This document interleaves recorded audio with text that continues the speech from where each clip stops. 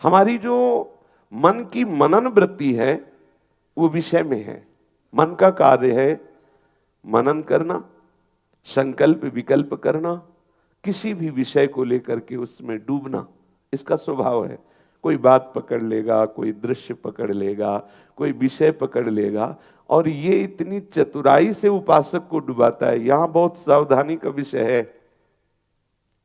हमारा मन हमको सिखाता है, जैसे सामने कोई ऐसा दृश्य है जो हमें नष्ट कर देगा, मन सिखाता है, हमको छूना थोड़ी है, अब देख लेना है, और हम राधा राधा रटते रहेंगे, फिर देखते रहेंगे, क्या हमें परेशान कर लेगा। समझना उसकी चाल को, फिर वो इतना तन्मय करेगा कि नाम छूट जाएगा, फिर वो धीरे से उस चेष्टा में तन्मय करके आपको क्रिया में रत कर देगा।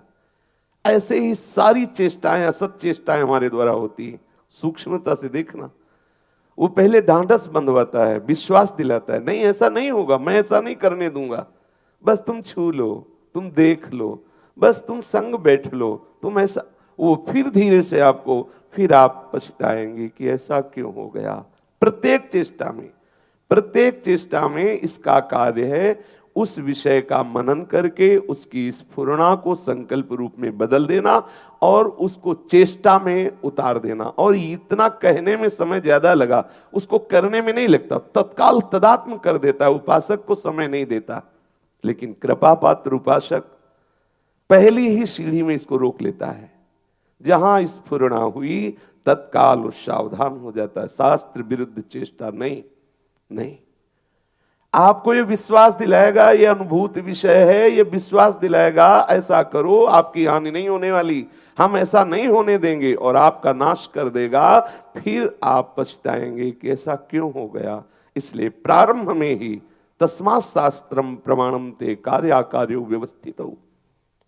आपकी गुरुवाणी, आपके आचार्य वाणी, आपके शास्त्र जो आपको आदेश करते हैं, उससे विरुद्ध कभी इस मन की चाल में मत फंसना। ये बहुत बेईमान है, बार बार रुलाता है, बार बार पछतावा पैदा करता है, फिर वही करता है। संकल्प करेगा, नहीं आज के बाद हाथ उठा के कहता हूं गुरु की शपथ, इष्ट की शपथ, ऐसा नहीं। थोड़ा समय अंतराय होने पर फिर धीरे से वो, बस ऐसा नहीं, ये नहीं करूंगा, बस इतना इतना इतना इतना, फिर वो वैसे ही, फिर वो पश्चाताप। सैकड़ों बार उपासक जब हार जाता है तो फिर अंतःकरण में निराशा छा जाती है। फिर वो तो किसी तरह जीना पसंद करता है, फिर वो उपासना में चढ़ना पसंद नहीं करता। बहुत सावधान, इसकी चाल पर दृष्टि रखो। इस पर विजय प्राप्त करने के लिए मन सुमिरन, इसका सुमिरन आचार्य इष्ट के अनुकूल हो। प्रतिकूल से वर्जनम, सुमिरन ना होने दो।